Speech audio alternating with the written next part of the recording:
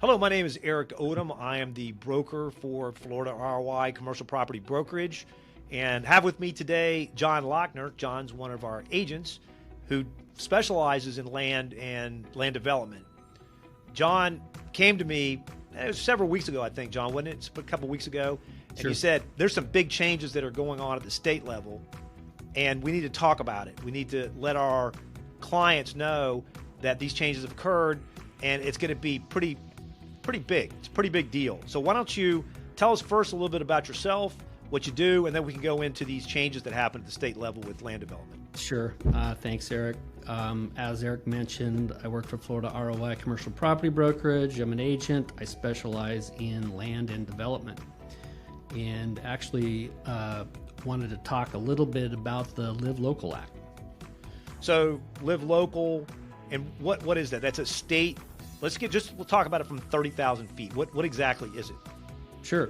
So actually, this is the Florida State Legislature's attempt at, I don't know if attempt is the right word, but it's their attempt at addressing housing issues in the state of Florida. When you say housing issues, I'm assuming you mean affordability issues. Yeah, correct. Yes. Right. Okay, so they're addressing affordability issues, and then what are they doing? What have they done that's so monumental? What the act allows is for developers to redevelop industrial, commercial, and mixed-use properties into residential developments. Okay, so for folks that don't know how it typically works, is local laws pretty much rule the roost here. Always have. The state, going back decades ago, required municipalities to come up with future land use of what we're doing, because Florida's is growing so fast, right? So they wanted to be able to have some idea of a plan, so FDOT and all the state level infrastructure would be able to sort of get an idea of what's coming, and then what are you supposed to do, and from a local standpoint, and how are things going to be zoned and planned. So they've pushed down on the local level and said, come up with the zoning, come up with the future land use of what 10, 20, 50 years, 100 years down the road, you think that your land is going to be used for, and this is what happens. So the municipalities have laid out very intricate plans about how all this works, and now Live Local, kind of the irony of the name of the bill, is changing, right? So they're basically coming down and dictating, like, okay, what you had zoned as commercial and industrial maybe doesn't have to be commercial industrial. Sure. And it's a blanket. It's sort of an like a I don't know what you would call that, but basically it's an overlay of the local laws. Is that accurate? Yeah, quite a change from where we've been. So in order to invoke the law, there are certain criteria, and at a very high level, the whole point of it is for affordable housing. So 40% of the units must be affordable, and those units must remain affordable for 30 years. And in addition to that, if there's a mixed-use component, then 65% of the square footage must be utilized for residential. For residential, okay. So let's talk about a developer that has found a piece of land that might make sense for this Live Local Act. What are the next steps, John? How would that person go about sort of slicing and dicing this and trying to determine whether it's feasible or not?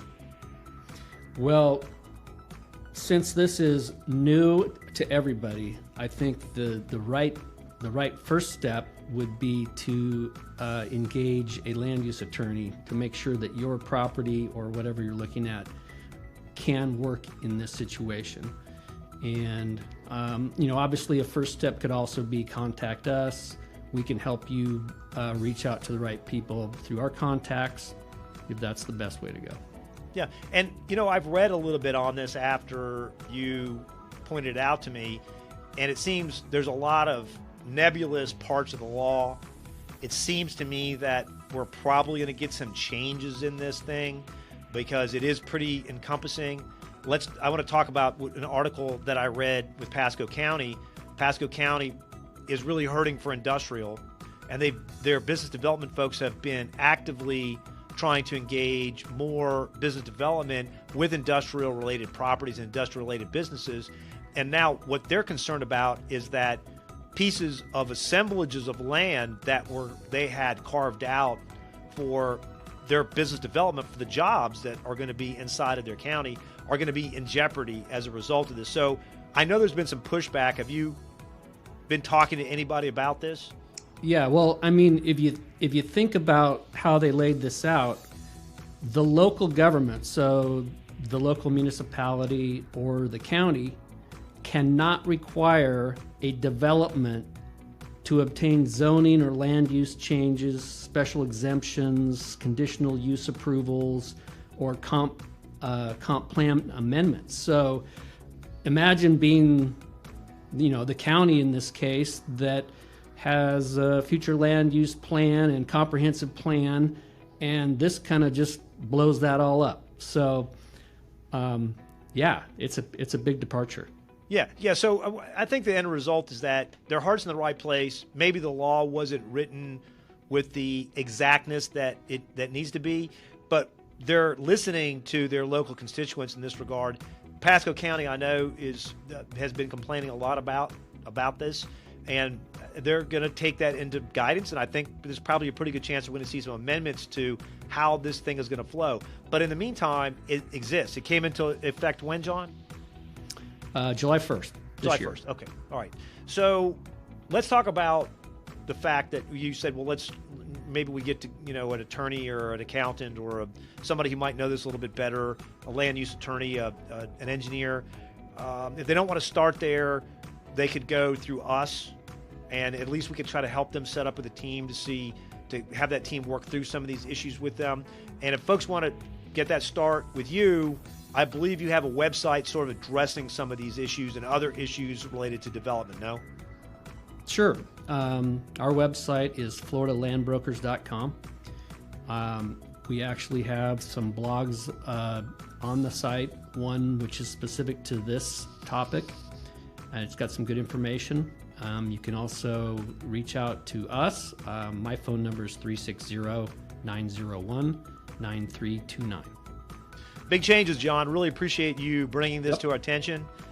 We rely on our guys that are working their asset classes to sort of tell us what's happening inside of their particular areas of specialty to keep us informed on what's happening. So we do definitely appreciate you bringing this to our attention. Thanks, John. Yeah. Thank you very much, Eric.